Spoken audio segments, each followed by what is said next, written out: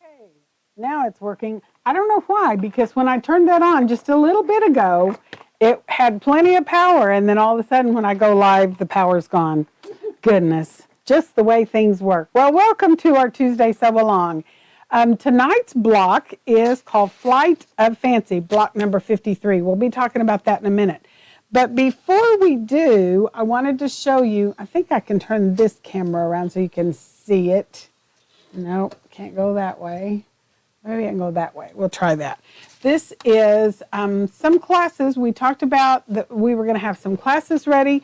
I got, between Tony and I, we got the blocks of the ribbon quilt together. That's this one up here that looks like little strips of ribbon. It actually starts with a layer cake. So that's a class coming up, and it is either Saturday, August 26th, or Friday, September 1st. So those 2 dates are already set. You can sign up for the class and pay online, or you can call the shop and we'll get you set up for that. That class is available either in person here in the shop or via Zoom. So that's an option for you. The flower in the middle is called Flower, and that's actually one small part of a big quilt, and it's a Judy Madsen pattern. It actually has those two flowers surrounded by squares on the big quilt, but I thought it would be fun just to make the one block just to kind of play with. But it does have a bunch of flowers on the Flower Patch quilt. The Improv for Beginners is that one. Looks kind of like a cityscape. So that one is a visiting teacher. That one you can sign up for, and it's actually a 4-part class, and that's on Tuesday mornings, starting in September and going through October. There's 4 Tuesday mornings in a row. And then the pineapple blocks that are down right underneath that, that's another class, the pineapple play. And that's just one size option. Right now that class is scheduled for Tuesday, August 29th. So that's an option for you over on. Try not to make you too dizzy. Hang on a second, I'll turn that around. That one, the Christmas one, is actually a quilt called Buzzy Bees.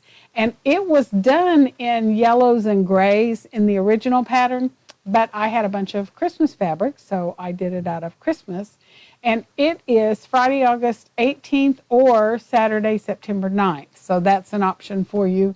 And then we will repeat the feathered star down at the bottom there in the middle, and we'll repeat the morning star, which is the one in the corner, and the tree skirt on the top, snow crystals, we'll be adding that one to our lineup at some point in the future. We also have a beginner-friendly class that is another visiting teacher that we're going to offer. It's in September, and we'll be having more details about that. And it's a class to help you be comfortable choosing fabrics, making simple projects. Amy wants to know when the flower class is. Here's the deal. I don't know yet. But it will be sometime this fall. So that is coming up. So I wanted to show that to everybody. I have some of the classes on our website, and you can see them there. And when I get more of them scheduled, then I'll post them on our Facebook and Instagram.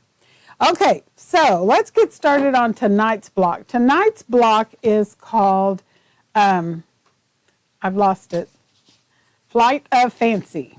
Flight of Fancy. And it's actually just the Bird of Paradise unit. So there's actually 12 of them on here. Your cutting guide's going to give you what you need to cut to make these Flight of Fancy Bird of Paradise units. And I chose not to use any of what I call background fabric, although I did use a print that I have used in some of the other blocks. It's actually a kind of a white print with tiny stars on it, but you can use, of course, any color you want to. I just didn't want it to be heavy in the backgroundy look. So I've got a really dark strip here. When these three get sewn together, they'll match up with this dark strip, and so you'll have 4 corners, 4 quarters of the block that are 6-inch finished units. So I'm going to come back over to the machine because I want to talk about what we're going to have to do to be able to make these Bird of Paradise units. Now, first of all, if you don't have the Bird of Paradise technique sheet, you'll want to get it because it has construction information, sizing information, and of course I'm giving you the sizes you need in the cutting guide. But should you decide to make this block in a different size or this Bird of Paradise unit in a different size, that technique sheet will give you that information. Plus some considerations that you might not have thought about when it comes time to making the Bird of Paradise unit. So first of all, when you're making the Bird of Paradise, let me go to this camera. You're going to be making something that looks very much like a half square that's going to go in the corner. And then other than that, it's basically an oversized flying goose. Then you trim the whole thing up. But you're going to be using the square squared tool in a lot of the construction for this. And because you're using this little half square in this unit set on point, you're actually going to be changing how you assemble it so that the grain lines go the way you want them to. So I've taken this Bird of Paradise unit and I've drawn the grain lines on the back so you can see. And I'm going to try to make the camera where you can see the grain lines the way they actually appear. Now normally if you're making a half square unit, the straight of the grain would be on the outside edges of that half square unit. And the diagonal would be the bias edges. But because this is going to be set on this unit on point, we're going to change where the bias edges are in this unit. Excuse me. So that's going to make this just a little bit different. You're going to have some squares that you're going to cut in 4 pieces for all of the pieces that surround this side of your Bird of Paradise. So you're going to have a square of the light fabric. That's going to make 4 triangles. You're going to have a square of this medium fabric. That's also going to make 4 triangles because you're going to cut it diagonally both directions. So I drew the grain lines on this too, just so you can see when you cut this what happens. Excuse me.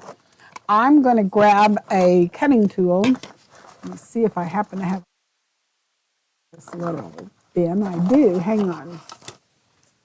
Because I've got a tickle and it's just going to keep making me cough.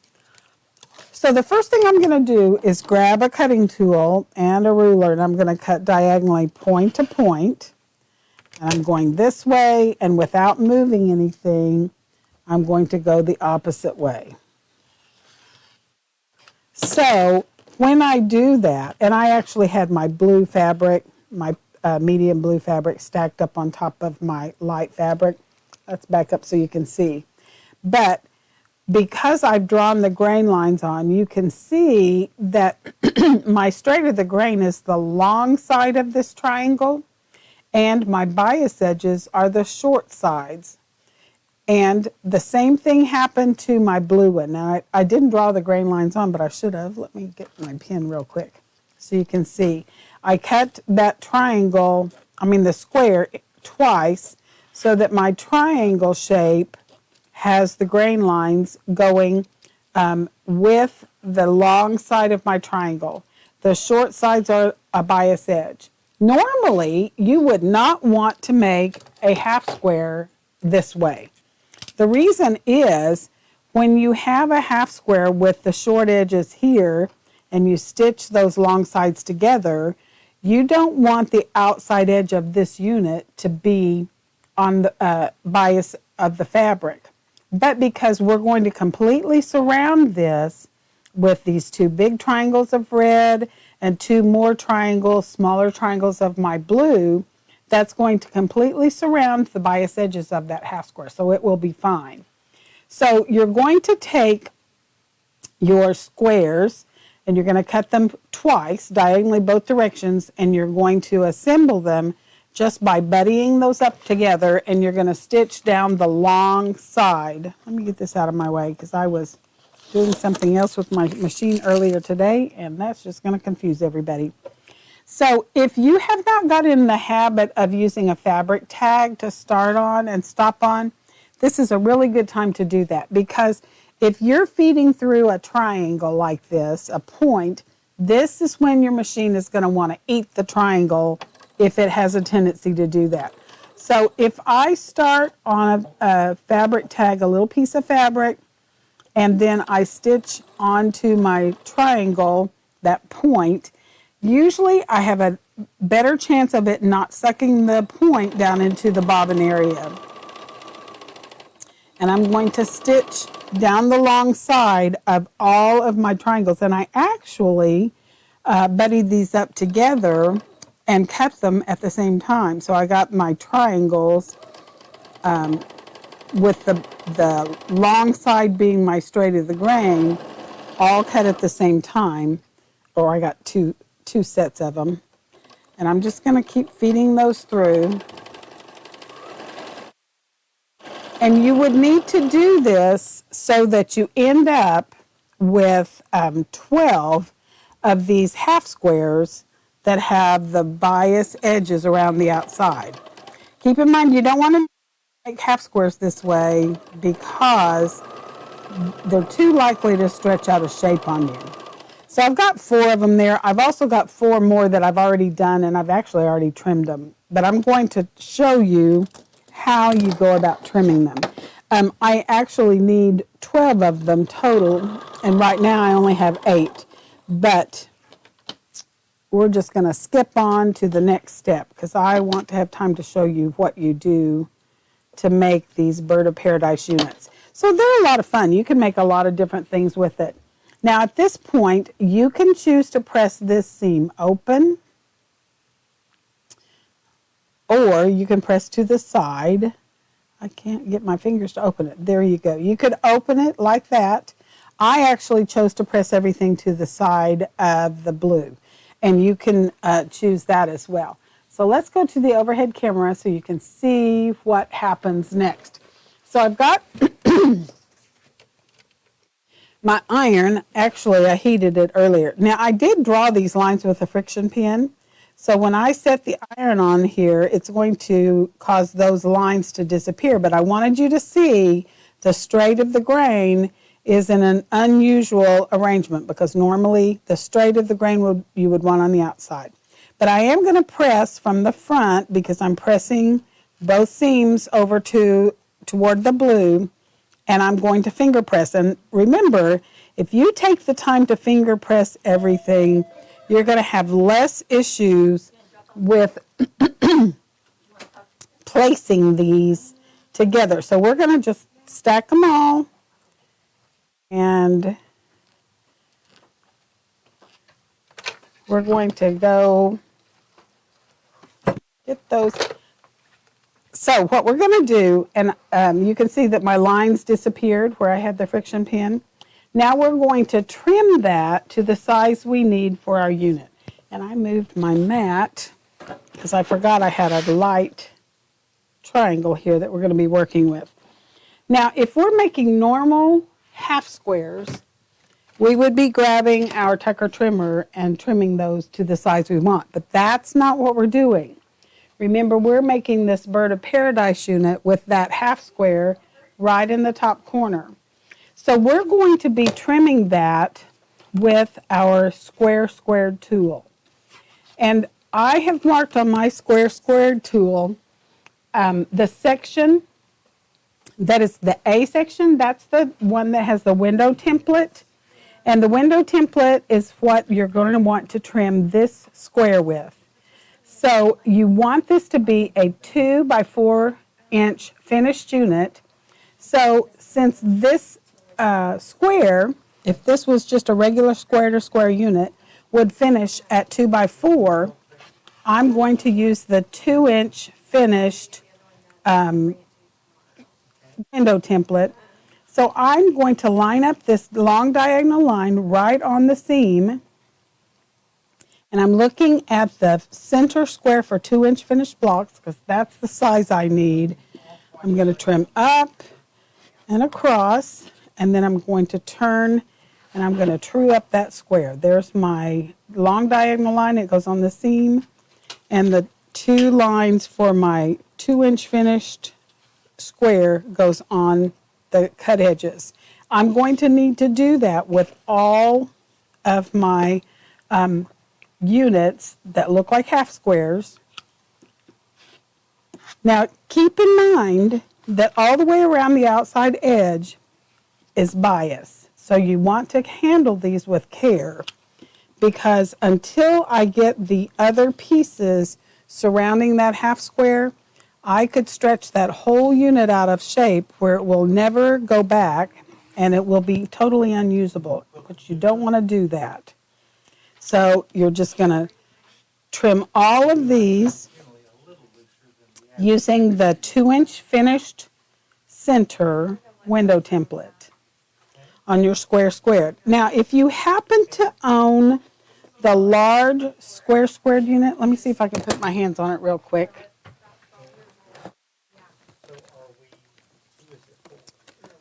Let's see.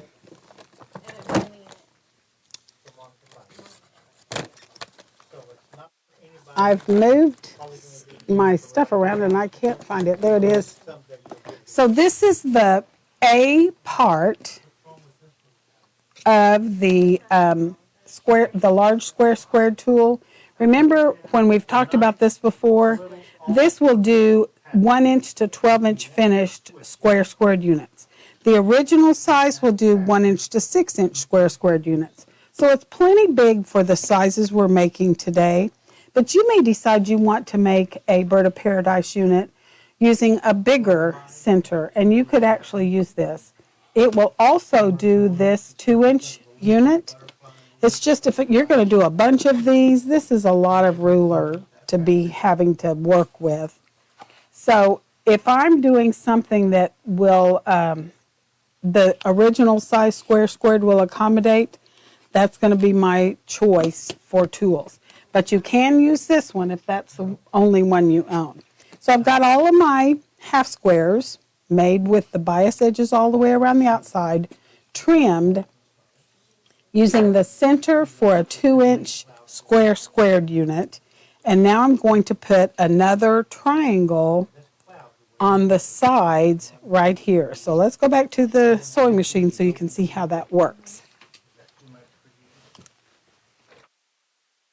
We're going to need to take some more of our big squares, and the instructions will tell you what size these need to be. I'm just going to stack all of these up, and then I'm going to grab my cutting tool, and we're going to trim both directions, or cut both directions from point to point. And I've got 2 squares stacked up, and so I'm cutting 4 at a time, and since I have 2 squares, there's 8 of them, and I'm just going to grab another one. If you're comfortable cutting 4, you could stack 4 of them, but whatever you're comfortable, stack those up and cut point to point. Now, what I'm cutting at this point, these squares for those outer edges of my Bird of Paradise center, this is actually oversized, so it's going to get trimmed. Well, I didn't cut all the way through. Let's get that. Okay, so this part, the square that I trimmed using the center for a 2-inch unit, that part is cut to size. These 2 triangles I'm getting ready to add, they're oversized. So that means that when I'm stitching this on, I want to put this half square part on top next to my presser foot so I can see where my pieces are going. This triangle goes on the bottom. so it makes it easier to handle. So I'm going to turn this around so you can see that from this angle. So I'm just going to flip this over and I'm going to match up this square corner. This little triangle is just going to hang off the bottom. Wherever it happens to fall is where I want that. And I'm just going to line that up. Now you want to treat everything with respect because the outside edges of this square that's in the center and these two short sides of my triangle are all biased. So I want to make sure that I'm not stretching anything out of shape. So again, we're going to go this way. I think that'll be easier. I'm just going to stack up a whole stack of triangles and a stack of my center pieces so you can see you can assembly line sew these. And I'm not taking the time to flip these, but I'll show you when I get to that how I want to do that. So I've got my center pieces, these half squares, stacked up. And you can see, especially if these three colors match, that you can make sure that you don't end up with one turned this way. That won't work very well. So you just want to make sure that when you pick this up, you're matching up this lighter color with this darker color. Mine's kind of a medium blue. And I'm going to match up the corner and let it just hang off the end like that and start feeding it through. And you can do assembly line style. That's always more efficient if you can do that. So here's one that I hadn't flipped yet. Just flip it over so you've got it, a visual of how that actually needs to line up before you start stitching it through. So we're just going to match up the corner, leave that bottom part just sticking out.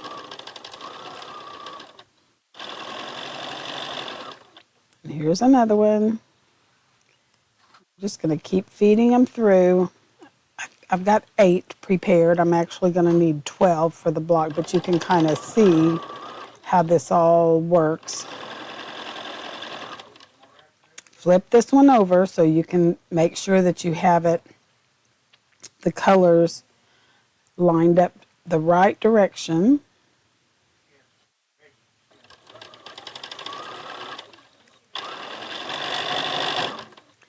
And I've got another one. Here it matches up.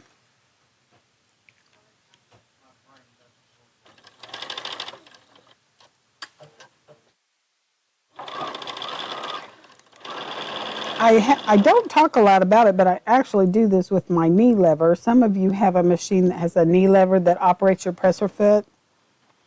It's helpful to raise your presser foot just a little bit, just to get this corner up underneath the foot. So that's why sometimes you don't see me reach back here to lift the presser foot enough to get that under. But if you don't have a knee lever or an automatic, a machine that automatically lifts, you may have to use the hand lever and raise the presser foot just enough to get that under. So we're just going to line that up, and when you get all of them done, then you can grab another fabric tag, slide that, and then we're going to just keep going, get those all lined up. Now what we're going to do, I am going to press this toward the blue triangle. But when I do that, I want to be careful that I don't stretch this line out of shape or this line out of the shape. And then we're going to just line that up, finger press it, and I'm just going to stack these up. You go one after the other and stack up the whole stack. If you want to take these to the iron and press these with the iron before you go any farther, you certainly could do that. I'm not going to take the time to do that. I'm just going to give them a quick little finger press. Sometimes I find that if I iron when I've still got bias edges exposed, and this whole long line is bias, and this little short side and this little short side is all bias. If I overhandle that, I run a bigger risk of stretching my edges out of shape. So I want to show you why I'm being so careful. Let me just grab a triangle or a square, and I'm going to cut it twice.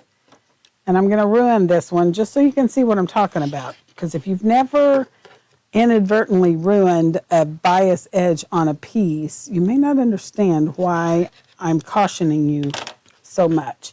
So here's my square.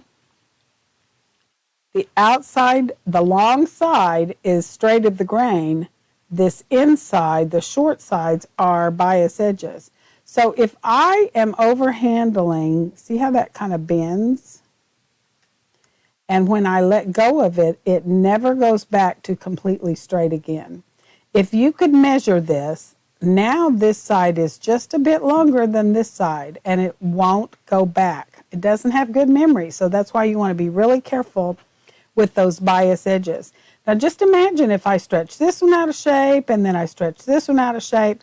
There's no way that's going to end up being a straight unit. So I'm going to put this in the trash so I don't get it mixed up with my others. But you do want to be extra careful with your bias edges. Starch is your friend because you can actually starch your fabric before you ever cut your squares. And then once you cut your diagonals, the bias is a little bit more contained. But here are the pieces that have to go together now. So I want to match up. This time I'm going to match up right here. And I'm matching up the square corner. I'm going to just move these out of my way. And this ear is going to basically overlap the ear that was hanging off the end the first time. I realized, yeah. I was too close. So we're going to go right there, and I'm lining up.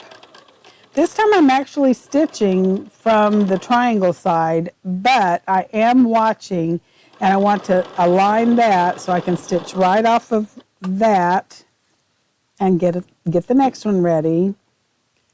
And you may have to stitch one whole unit before you just start assembly line sewing, just so you get everything all completely lined up the way you need. So there's another one. Just kind of check them as you go by.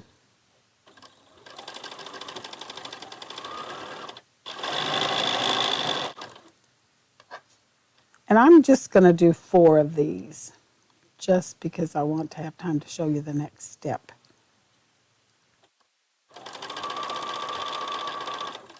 Now when you go to cutting your squares, pay close attention to the color I said, because the size square you need for this medium blue and for the light, whatever is going to go in this center triangle, is a different size than what's going on the outside of your Bird of Paradise unit. So pay attention to the colors and the sizes that it says to choose. So I'm going to just move these out of my way and they'll get finished later.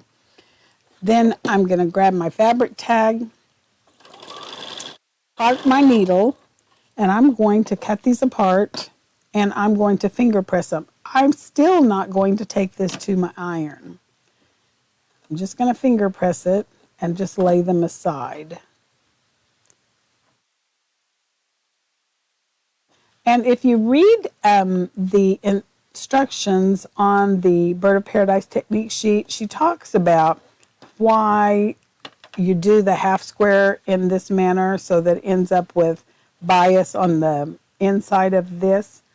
And that'll maybe help you understand why you do it the way you do it. So I've got my squares of red, and I'm going to take that to my cutting area, grab a cutting tool, and I'm going to cut point to point. But this time I'm only cutting once. So I've got my bigger triangles. So be aware that you only cut whatever goes on the big side one time. so that you end up with these oversized triangles like this. So now what I'm going to do is line up my units, my pieced units, with the triangles that go on the outside edges. Guess I need to move my camera over. So what I'm going to do now is just basically center these triangles, the bigger triangle, on the short side of this pieced unit. And keep in mind, you can take this to the iron and press it if you want to. I'm not going to because I don't feel like it's necessary. But I am going to get this ready to stitch. And I'm going to flip this over. And notice how I'm just kind of centering it on there. I've got an ear sticking out on this end. I've got red showing here so that I know that I'm lined up. And let's see if I can put a little mark here. I've got my stitching line right there.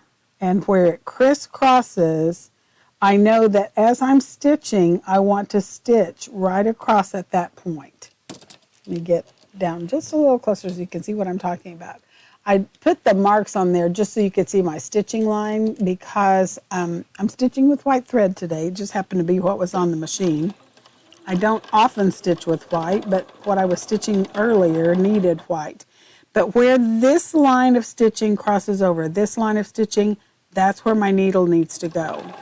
So I'm just going to stitch, and when I get to that point, if you need your seam ripper or your little scissor or whatever you need to be able to feed that through and make sure you hit that mark,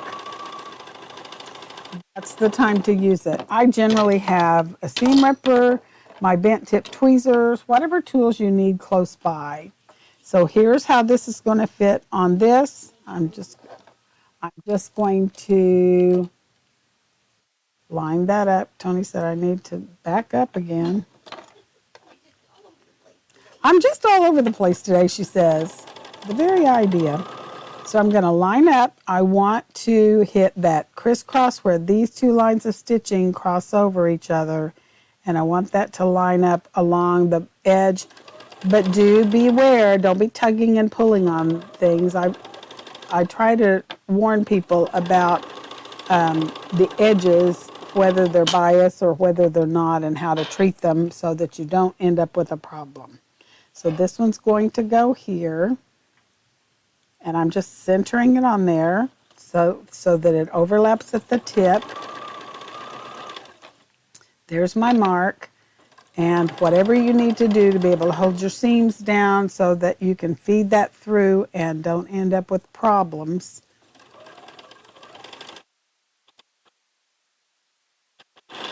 And I've got one more because I'm only doing 4 right now. You're actually going to need 12 for the block. So there's how it's going to fit. I'm going to flip it over, line that up. Got too many little tools down here in my way right now.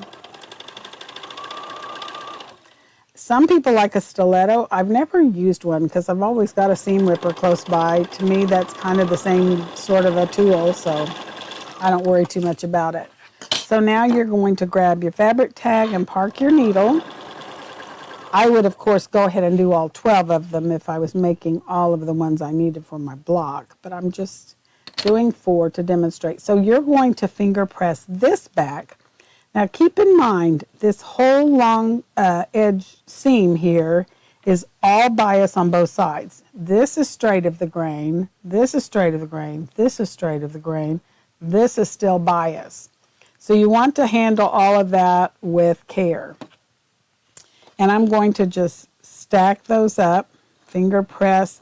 And notice when I finger press, I just give little short strokes. And this is why you want to make sure that you hit that intersection where the two lines of stitching cross, because you want a nice sharp point on that bird of paradise unit there on the inside triangle. And we're just going to finger press this. And I just kind of crease it with my fingernail. That's why I have the fingernails I have.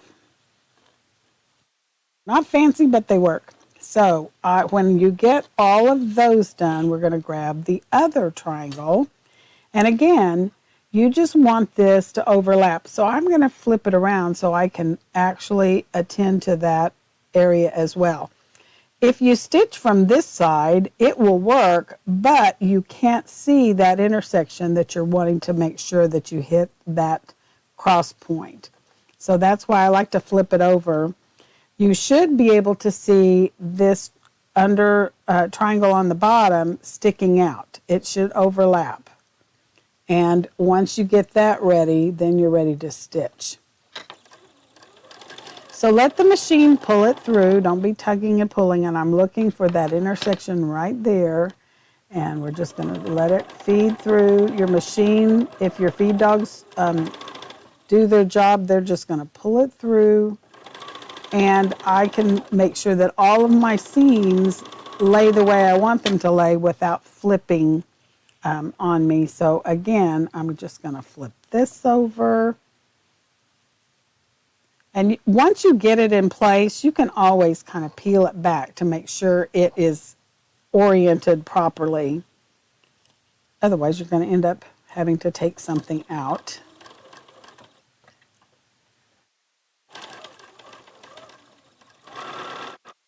I'm going to line up.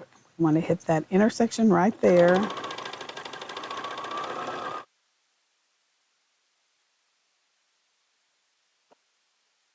Going to get the next one. And I intentionally tried to overlap here at the bottom where I see a little bit of the back triangle. That way I know that I've covered this corner when it's time to trim.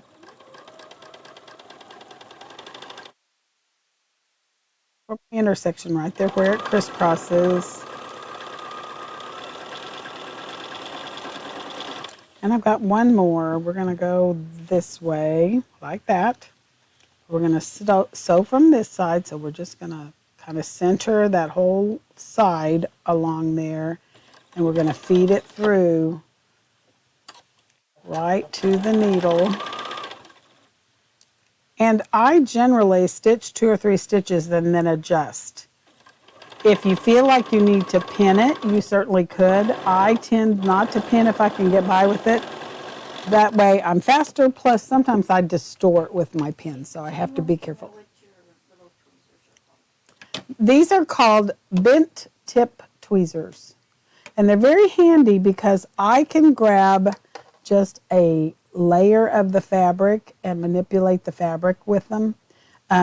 And I can also put them right in front of my needle. I've got it up against my presser foot, but I'm still not going to hit it with my needle. So I can put, I can get really close to my needle with it. I'm trying to get close enough where you can see it. So I use those a lot of the time, and I always have a pair close by. Plus, if for some reason I need to take something out, you can actually get the tip of it underneath the stitch. And I could actually rip that stitch out with my bent tip tweezers. Now that being said, if for some reason I need to take this out and restitch, you want to make sure that you're not being real heavy-handed with your seam ripper. So if I needed to take this out, the best way to take it out without distorting this seam is break every 3rd or 4th stitch, just like this. And then turn it over and grab just the thread. I can get by with pulling the thread. I can't get by with pulling the edges of the fabric. So you want to be real cautious if you have to take out something, because a lot of times when you're taking out stitches, you're actually taking out something that's set up on the bias. So you don't want to be pulling and tugging. Can you get those at Quilt Shop? I don't know about most quilt shops. We always have them, and they're not expensive. I would tell you, but I don't really remember. Maybe we can talk Tony into going up there to see how much they are. They used to be $7, so I really don't remember how much they are. But she ran off to go see. But they are a handy tool. I will tell you they are probably not on our website. So if you aren't local, you may have to call us. But if you're local, we always have them in stock, because I have one at every machine I sit down to.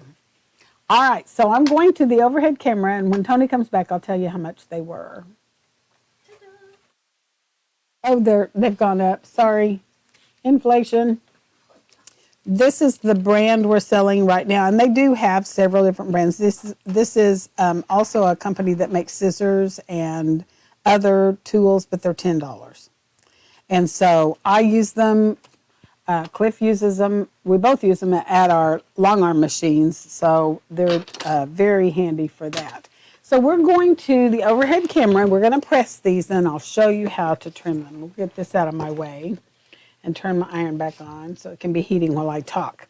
So here's my Bird of Paradise unit. I'm just going to give them a quick little finger press while the iron's heating back up. And I want them to be nice and flat. And at this point, after I put my red triangles on, my bias edges are all on the insides, and my straight of the grain edges are all the way around the outside of the whole unit. So my inside seams, all of the inside seams, except this one, are bias.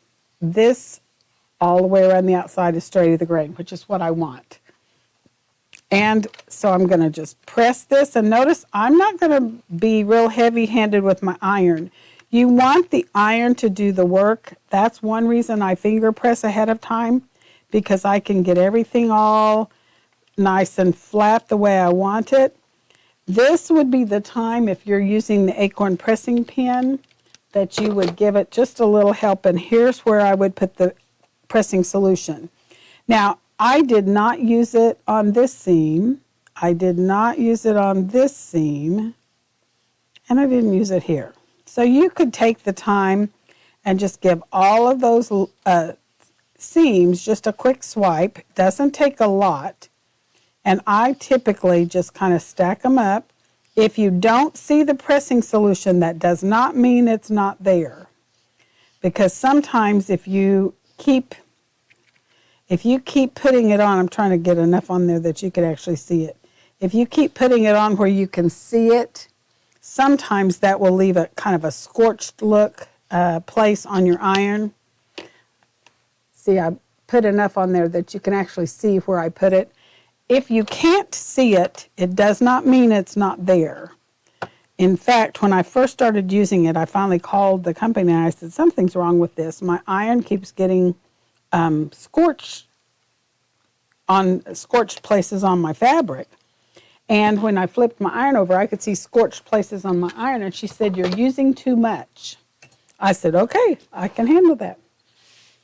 So I am ready to trim my Bird of Paradise unit. And this is actually a squared unit. So I'm going to use my squared tool. And this is a 2" by 4" finished unit. So the first thing I'm going to do is put the 4, that's the unit that we're trimming, right on the tip. And I'm just going to tweak this to where there's a long diagonal line lined up on my seams. And I'm trimming this to a 2.5 by 4.5" unit. So when I get this trimmed, I actually start with this top of my squared tool. So when I get ready to trim this one, I'm looking for a couple of things. First of all, there's the 2.5" line. That's got to be on the base of this. There's the 4.5" line, and that has to be on the side.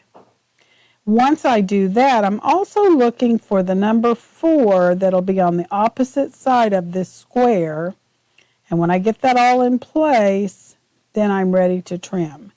So it takes a little practice to kind of figure out where to place your tool so that you end up with enough seam allowance on this side as well as enough seam allowance on this side. So don't get discouraged if it takes you a couple of tries to get your placement figured out on your unit. So I have a 2" by 4" finish, so I'm trimming it to 4.5 by 2.5. So I find this a little bit of a challenge.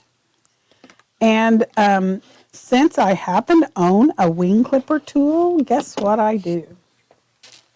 This is not, I don't think, I'd have to read all of the text on the tool for the, I'm trying to find the wing clipper one, and I had it out earlier. On the Bird of Paradise technique sheet, I'm still looking for the wing clipper tool. It has walked away, and I haven't used it today. That's the square squared. Goodness, goodness. Tony's over here trying to help me. I wanted to show you how you can actually use the wing clipper to trim this, since it is a unit. You would think I would have looked that up right before I sat down, but I didn't. And I know there's one in this drawer. Or you would think there was one in this drawer. Somebody's stolen my wing clipper tool. I should turn the camera so you can see what I'm digging in. My drawer of tools. Oh, Tony found it. Okay, I have to fess up. Let me go back to here so you can see. So I have a drawer full of stuff that I'm digging through, and Tony found it up here in my box. So let me show you how I can use the wing clipper tool to trim these units. I had to use the A section of my square tool to trim this square that goes up in the corner. But if you own the wing clipper tool, you can trim this to a 2 by 4 inch finished goose just as easily as you can trim it with the square squared. Because you noticed how I was having to make sure that the 2.5 inch line landed on the bottom and the 4.5 inch line landed on the side. But if you own the wing clipper, not the wing clipper 2, but the wing clipper, you can actually use that. And you would, first of all, line up the valley towards you, line up the whole common line on the right seam, line up the 4.5 inch line on the left seam, and then you want to make sure that this little X protects the tip of your Bird of Paradise unit. And I can trim up, I can trim across, I can turn this, and then line up the 4.5 by 2.5 inch cleanup lines on that rectangle that should put a bold X right at the tip of my Bird of Paradise unit at the top of that square. And I have my trimmed unit. I kind of like doing it that way. But if you are going to do this, you have to use the wing clipper tool. If you want to use the square tool, if that's the only one you've got, you're going to be fine. You just want to find it happens to be the 4 inch square or X that goes at the tip both times. On this time, you're going to line up the 4 here and line up the 2 matching diagonal lines on the center of your Bird of Paradise unit. And you're going to trim 2 sides, then you're going to turn. And now you're going to line up the 2.5 inch line on the base, the 4.5 inch line on the side, and the 4 inch finished X goes on the tip. Once you get that done, then you're going to end up with the Bird of Paradise unit you need. Now, when you get ready to stitch these together, I'm just going to grab 3 of them and grab that piece of dark blue that's going to go on the side.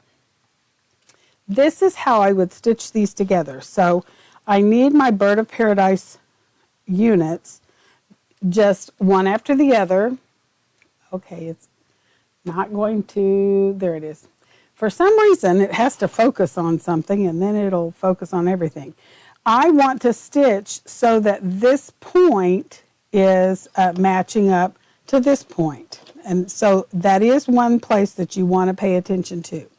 So I'm going to insert a pin in that intersection.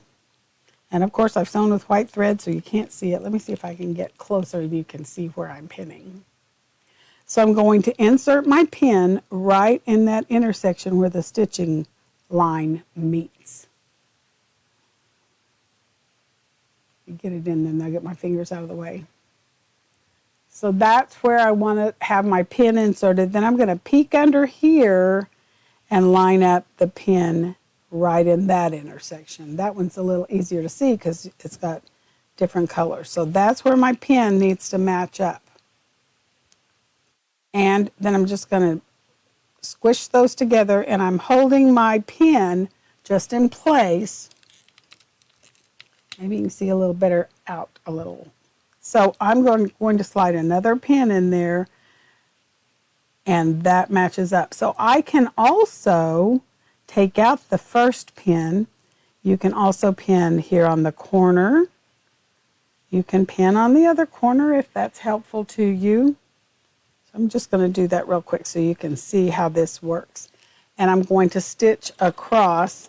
And again, I'm going to want to be able to hit that intersection where those two lines of stitching cross over each other.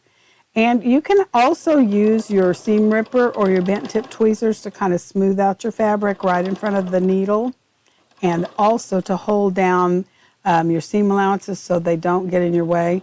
And then I'm just using my bent tip tweezers to hold on to my pin as it feeds through. And you can even use your bent tip tweezers to take it out.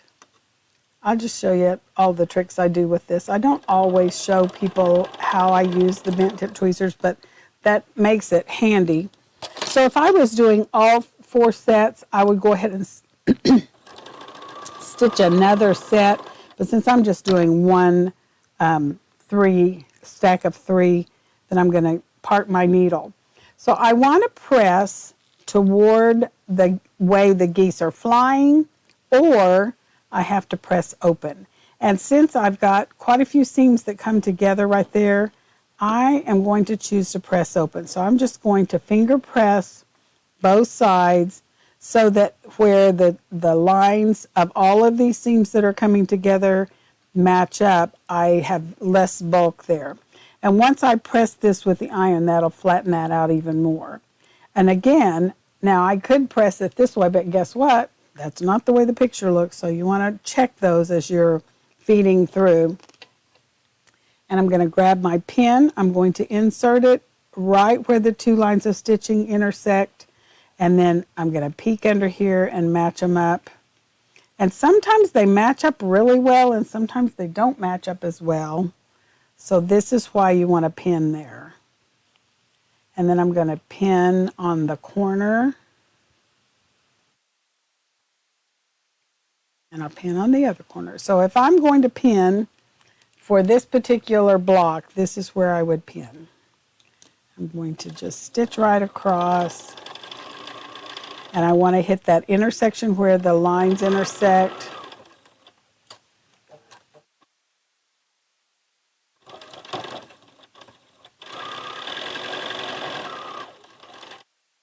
I get to there, I'm going to grab my fabric tag. And again, I'm going to press open on this seam. So you want to press open from the back side of your fabric and just finger press it. Once you get that done, then you're ready to stitch the outside edge. And I'm going to actually press this. And it looks like I miscut this. Look how I can tell. Those 3, I've got this a 1/2 inch too long, so I'm going to have to trim that. So that's also a good test of whether, first of all, whether your seam allowances are proper.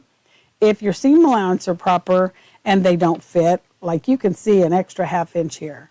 So I'm going to have to check the number on the side piece.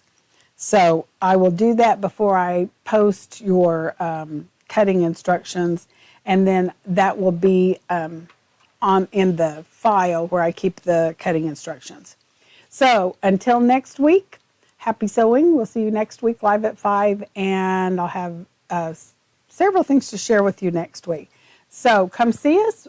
We have bent tip tweezers for a lot of you, so come see us and we can fix you up. Happy sewing.